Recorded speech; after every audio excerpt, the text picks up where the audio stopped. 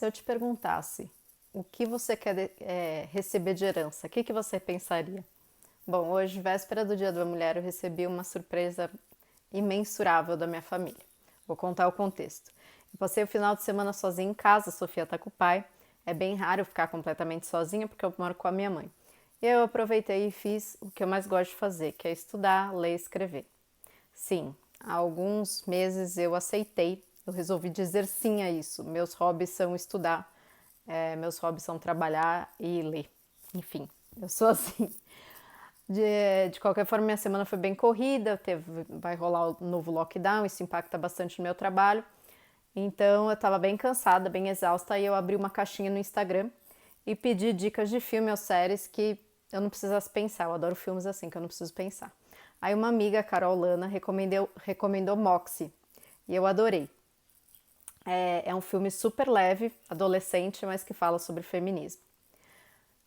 Voltando para o contexto de novo, por N fatores eu li o final de semana todo sobre machismo estrutural e sobre pessoas altamente sensíveis. Ou seja, sem querer, eu caí no tema do feminismo, porque como eu falei, o filme é bem adolescente, bem sessão da tarde, mas ele fala sobre isso, ele mostra meninas que estão na escola e se juntam para falar sobre serem aceitas como mulheres. Então, continuei o final de semana, escrevi algumas das minhas cartas, conversei com o Randas, que é meu conteudista, falei para ele que esse ano eu queria lançar um livro, que é uma coisa que falta na minha vida, né?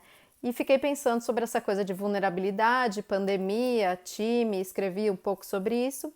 Enquanto eu escrevia, chegou uma mensagem no grupo Netas, que é um grupo onde estão principalmente as mulheres da família, os homens não estão mais, acho que a maioria deles foi expulsa.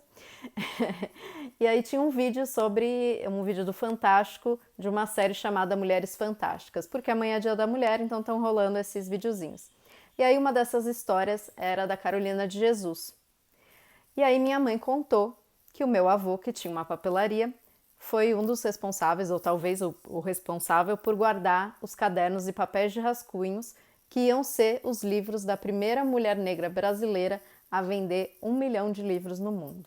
Bom, chorei até, né? Essa menina era muito pobre, ela teve a oportunidade de estudar porque a patroa da mãe dela viu o potencial, mas num determinado momento, porque ela tinha muito conhecimento, porque ela lia muito, ela foi chamada de bruxa porque uma menina preta não podia ter tanto conhecimento.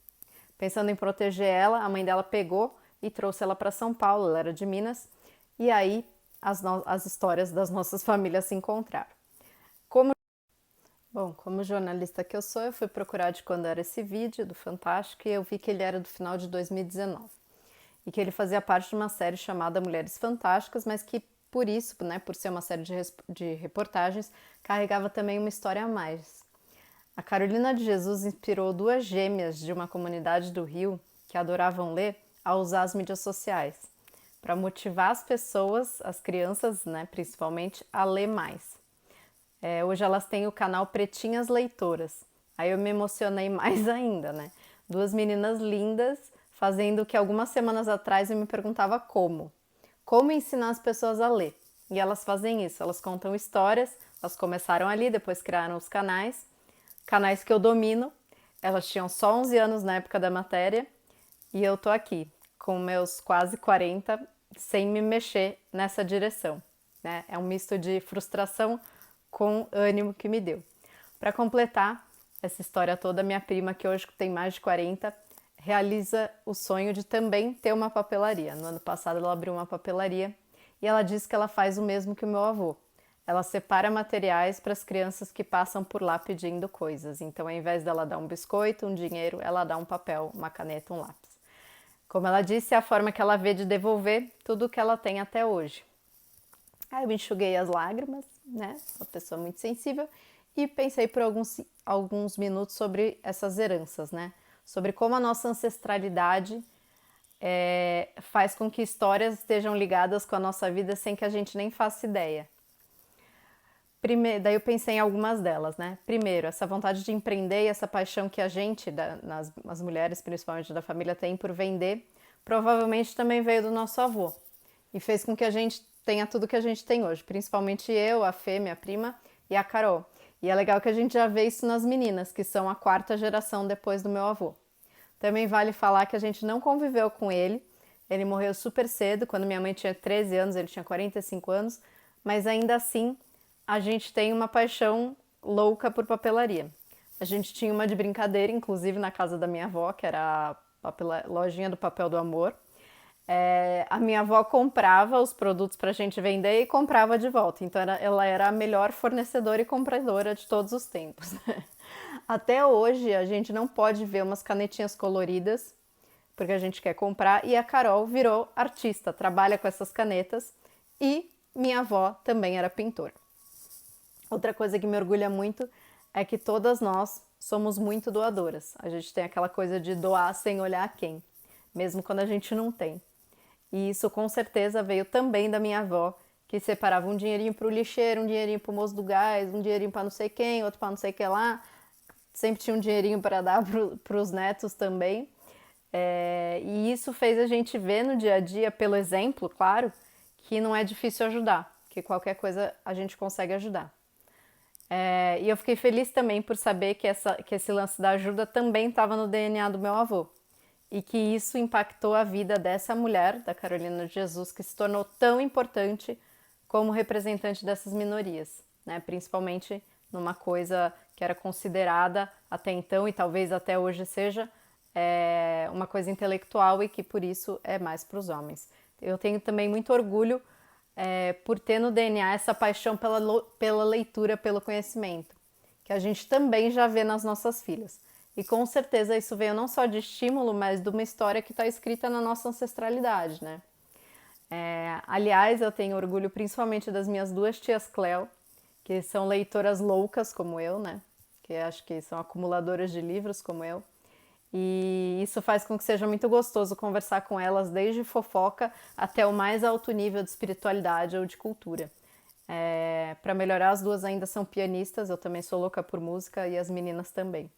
Então tudo isso com certeza vai passando. Parece óbvio o que eu tô falando, né? Mas é muito louco de você parar para pensar. E todas essas imprevisibilidades dos acontecimentos me fizeram voltar para um ponto central que ultimamente eu tenho estado desanimada por não saber sobre o que escrever, o que gravar para continuar sendo significante nas redes sociais e através delas cumprir o que eu chamo da minha função social.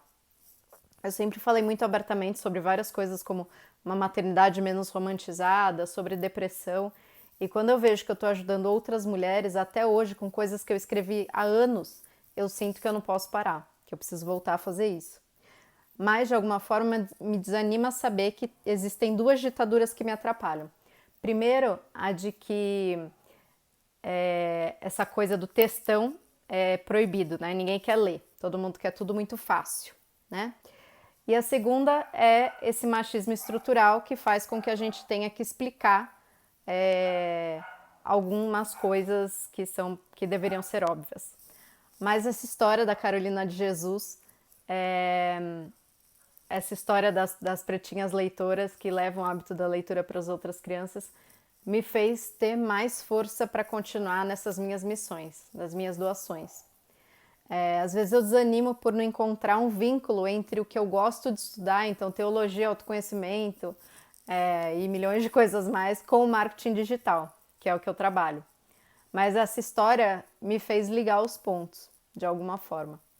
E também, por outro lado, falando de Dia da Mulher, que não dá pra gente não falar, também me fez ver que a nossa luta ainda tem muito chão, né?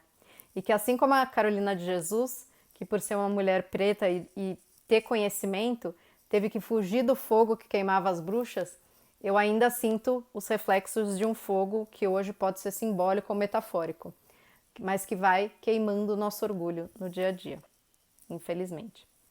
Quando a gente lê muito, a gente corre o risco de se perder, de sentir que a gente não faz parte desse mundo. Várias vezes eu me sinto assim.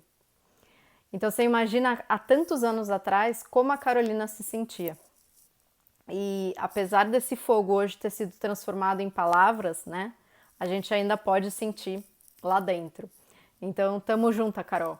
Eu honro a sua história, eu honro a minha ancestralidade, eu honro tudo o que a minha família me ensina e me ensinou. Obrigada por tanta inspiração espero que isso se transforme em mais conteúdo.